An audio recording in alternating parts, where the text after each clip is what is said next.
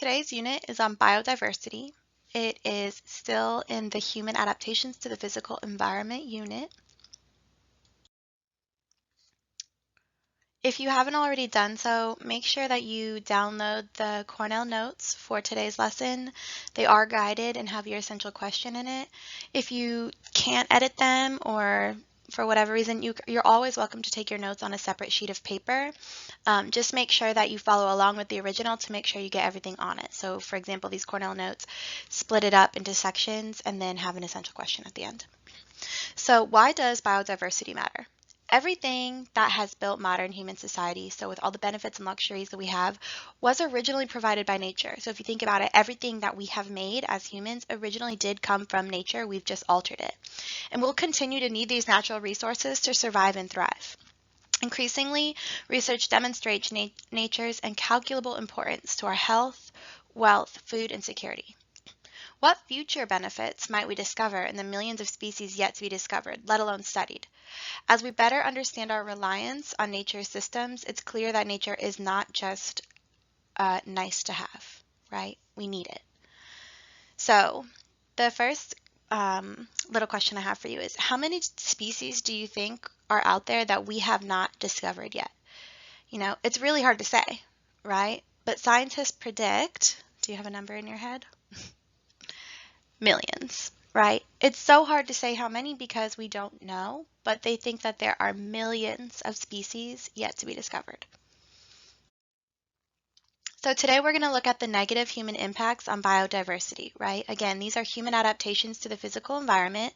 So this lesson's going to sound a little bit sciencey, but we're trying to look at how do humans impact the environment, right?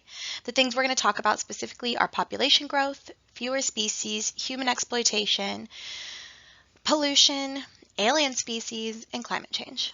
All right, so the first one we're going to look at is population growth. So let's look at this chart. It's world population by region, right? So it starts in 1820, so about 200 years ago. There were approximately 1 billion people on the planet, right? Most of which were in Asia. Okay, and Asia, if you don't know your continents that well, is really big. So please don't think it's just China. A lot of people think that. It has a lot of countries in it. So the red is representing Asia, the blue is representing Africa, Europe is represented by the yellow, North America and Latin America are different shades of green, and Oceania, which is a lot of our little islands, is represented by purple. So if you look, it stays pretty stable for about 80 years. So and in 1900 or so, it starts to go up. Then in the last, let's say 40 years or so, it has really grown. So why so much? Well, in these last few decades, we see major changes. Life expectancy has gone up just for a lot of reasons. There is, and we'll go over this, the child mortality rates have gone down, meaning fewer children are dying, especially like in childbirth in the first few months of their lives. And fertility rates have gone up. And these things are because of food supply. So we have better access to food, more stable access to food, and then modern medicine, right? So people are living longer because of medicinal treatments, because we have hospitals that you can have a baby in, that they can revive a baby if something happens, just antibiotics, all kinds of things. So more recently in the last few years.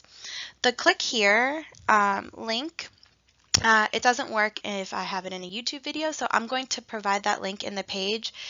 You don't have to look at it, but it's really interesting. It's population by country, so it takes a map and resizes the countries based on how big their population is. So the bigger your population is, the bigger your country looks on that map. It's pretty interesting. If you take a moment and look at it, I would really appreciate that. So we're going to look at this population like in a visual manner, right? So this is a rendition or a artistic makeup of what Eric Sanderson, who's an ecologist, made, and it's Manhattan, right? So the picture, for example, let's look at the two big ones. The picture on the right or on the left, I know my lefts and rights, I swear guys. The picture on the left that has the city, that's an actual picture of Manhattan, right? And the picture on the right is just like a artistic drawing or a makeup of what we think Manhattan looked like before men populated it, right? So that's a drastic difference.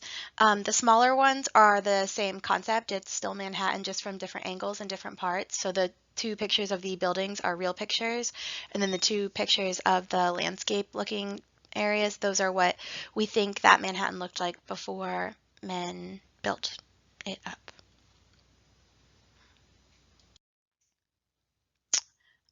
This is Dubai. We've looked at Dubai a little bit in this class already. So if we look on the left-hand side, 1991, these are real pictures. It was beginning to get built up. And then by 2016, that's the same area. It's turned. So we're looking at it from the other angle.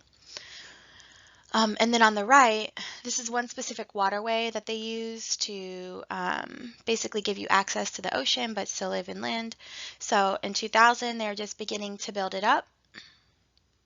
And then now, and I think this picture is from last year maybe, this is what it looks like now. So all of those tall buildings are condos that people live in, right? And then if you look right here, so all this area, it's a man-made waterway, right? So down here now it's filled with water. So they dug it out and then filled it up with water. Crazy. And these are the last two we're going to look at. So 1945, Tokyo had a lot of roads and was beginning to grow. And now look at it. And then Singapore, only in the last 20 years. Look at that difference. And if you have never looked at what's called the Surfboard Hotel, that's not like the name of it, I think that's its nickname, in Singapore, you should Google that. This thing is nuts, like crazy. On top, up here on the surfboard part of it, that's a beautiful arrow, there's like a huge pool, and there's like all this greenery, and it's just wild. All right, so in your notes, predict what effects will these sprawling cities have on the environment, right? So take a moment. Some of them are obvious. Think if you can go a little deeper and go more in depth on what we've talked about, and don't just say like, well, a lot of people will live there. Can you do it at a more high school level? Pause the video to respond to that. The next topic we're looking at in biodiversity is fewer species. So we all know that we have endangered species. National Geographic defines endangered species as a type of organism that is threatened by extinction. Species become endangered for two main reasons: loss of habitat, that's where they live, and loss of genetic variation. So this just gives you two examples. The Pinta Island tortoise and the polar bear are both endangered species. Mountain lions are also an endangered species, so these ones are a little more interesting. Mountain lions have had their homes replaced by residential neighborhoods and urban centers. Because of this, they not only have less land, but they experience what's called habit fragmentation, so they're split up, right? So for example, in California, there was a large population of mountain lions, and they have a hard time crossing the highway. They almost always die. So when they get split up into these groups, they're not diversifying their genes anymore. So like the ones, let's say on the east side of the highway aren't mating with the ones on the west side of the highway, and they start to like not have enough males or not have enough females, and that makes them their population dwindle. And that's because of humans. Orangutans are another example. So in the last 20 years, over 3.5 million hectares of Indonesian and Malaysian forests, that's like a measurement of acres, have been destroyed to make way for palm oil. Palm oil is used in cooking, like when you're frying fast food and stuff. Almost 80% of orangutan habitat has disappeared in the last 20 years, right? So 80% of their habitat's gone. We're losing over 6,000 a year.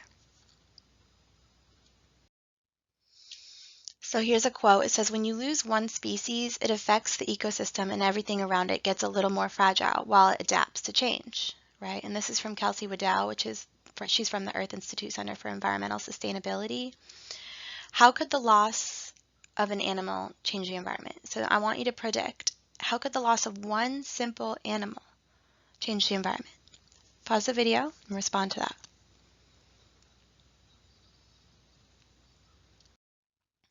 I'm going to give you a case study or an example of how the loss of one animal can change the environment. So take, for example, the effect of human intervention that it's had on the gray wolf and the subsequent effects their dwindling population numbers had on its environment and biodiversity. Right? So before a mass extermination effort in the United States that decimated wolf populations in the first half of the 20th century, wolves kept other animal populations from growing exponentially. They're predators, right? They hunted elk, deer, and moose, and also killed smaller animals like coyotes, raccoons, and beavers. Without wolves to keep other animals' numbers in check because so many were killed, prey populations grew larger. So the populations of elk, deer, moose, coyotes, raccoons, and beavers began to grow because there weren't wolves killing them. Exploding elk populations in the western United States wiped out so many willows, that's a type of tree, and riparian plants, that songbirds no longer had sufficient food or cover in these areas, right? Threatening their survival and increasing numbers of insects like mosquitoes that the songbirds were meant to control, right? So wolves die. So all these other animals, their populations grow because the predator is not around to eat them. These other populations that grow, like elk, eat too many trees. So now there's not enough trees for the songbirds. The songbirds start to die off and they're not eating mosquitoes, right? So you can see how it has like that domino effect even if just one species becomes extinct or endangered. The next one we're going to talk about is human exploitation. So one of the examples we'll look at is called clear-cut logging. Clear-cut logging is when you take an entire area and, like you see in the images, you just cut every single tree in that area. It destroys animal habitats. It actually does something called increasing free carbon dioxide. So trees process carbon dioxide. I'm not a science teacher, right? But we all know that. And creates oxygen for us to breathe. If you have fewer trees, then there's more free carbon dioxide in the air, which is actually linked to an increase in wildfires. So if there's more carbon dioxide, it's almost like the air is more flammable. And then it also causes soil erosion. Clear-cut logging does. So like if you cut a bunch of trees near a river, for example, the roots were like holding that soil together. Now that's not there and the river banks will start to erode. Another example of human exploitation or how humans are exploiting natural resources is overfishing. And we've looked at this before, right, with the Somalian pirates and their EEZ. Overfishing can change the size of fish remaining. So if you take, for example, too many fish, well, let's just get through this, as well as how they reproduce and the speed at which they mature. So if you take too many big fish, then there's not enough fish to make little fish, right? If you take too many little fish, they won't grow up to be big fish and can't reproduce.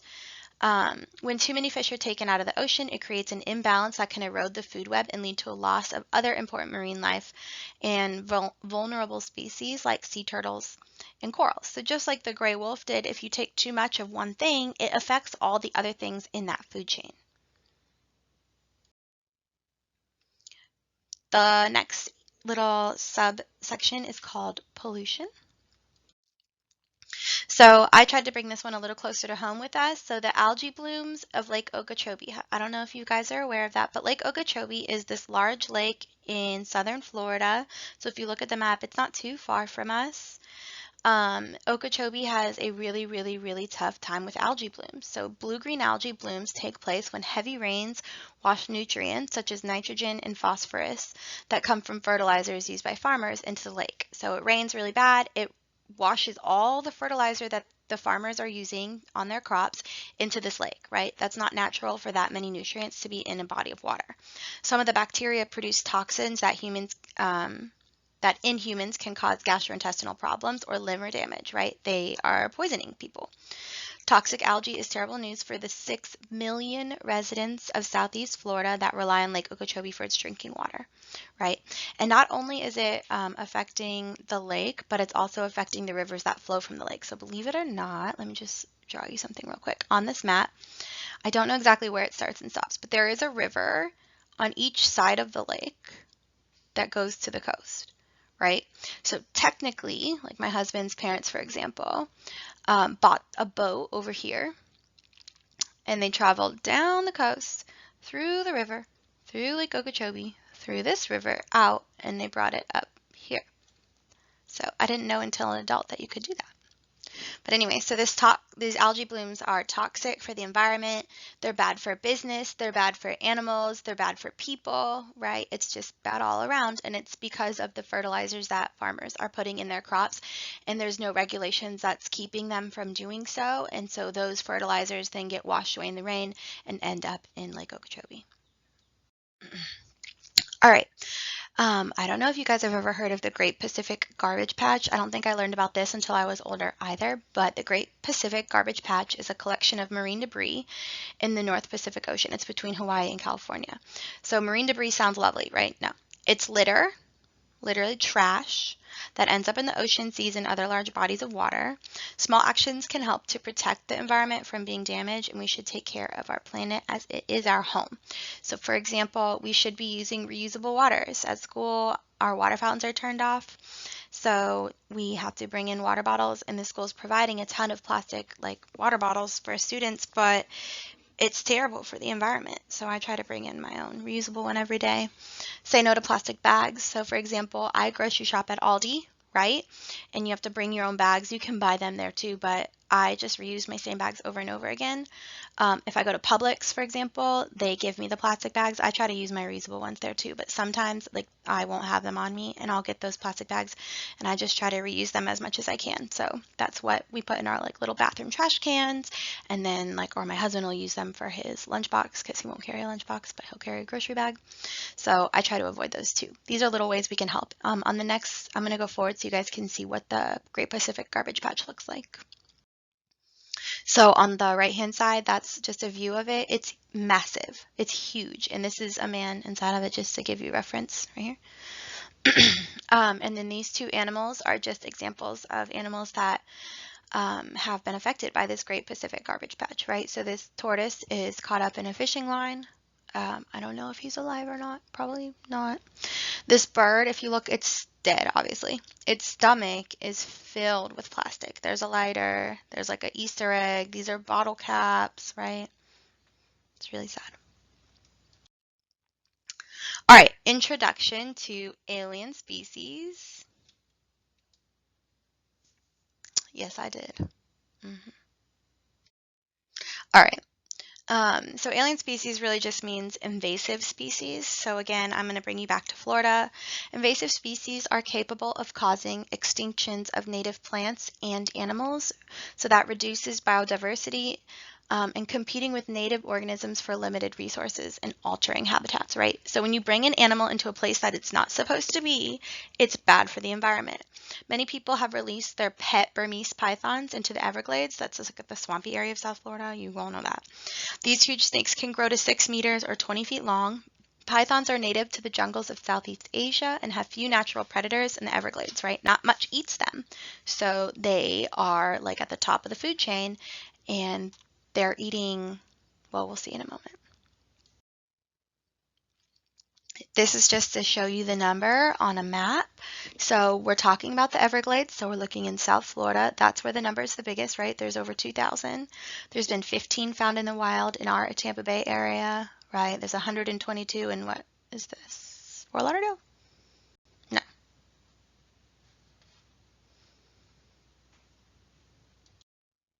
All right. So think back to what we learned about the gray wolf. What effects might the Burmese python have on Florida? So take a moment, pause the video. What do you think might happen to Florida because of this invasive species?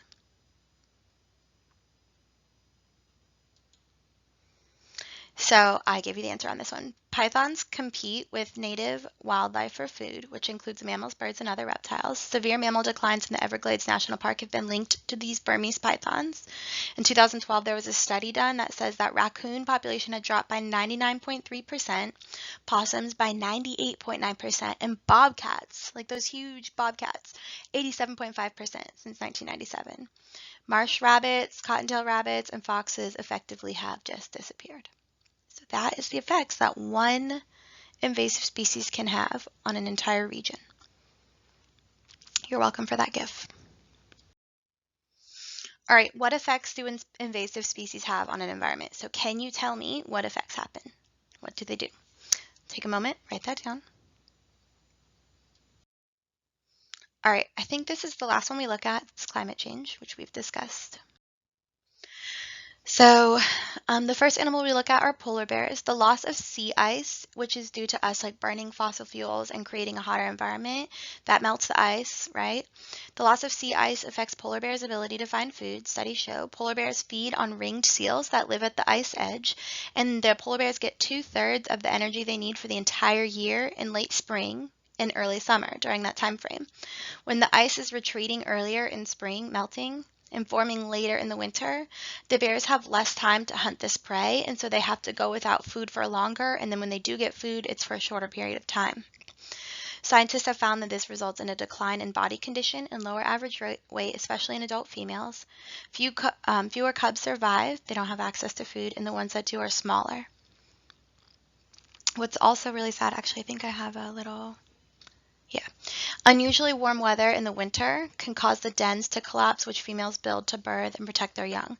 So I grew up in Massachusetts, right? And so we used to build these, like, well, when the snowplows would come, they'd come plow the road, and there'd these huge banks, like 10 feet tall of snow. And my sister and I would build tunnels and, like, make these little, like, forts, right, in these huge banks of snow. And my dad would always get so upset. He's like, it's going to fall on you, and we'll never know, and you'll be trapped in there forever, and you'll die. So stop doing that. We would always get in trouble. But that's literally what's happening to these baby polar bears. The moms build a den in the snow because it's warmer in there. You're, like, away from the wind. And the babies stay in there for months before they come out. And if it's too warm, these dens will cave in, right? They start to melt, and the babies die. According to this regional map from 2014, how would you describe the polar bear population? So pause the video, make sure you look at the key, look at the map, and then how would you describe the populations trending right now? All right, you are all done. Upload your notes to Canvas and have a great day.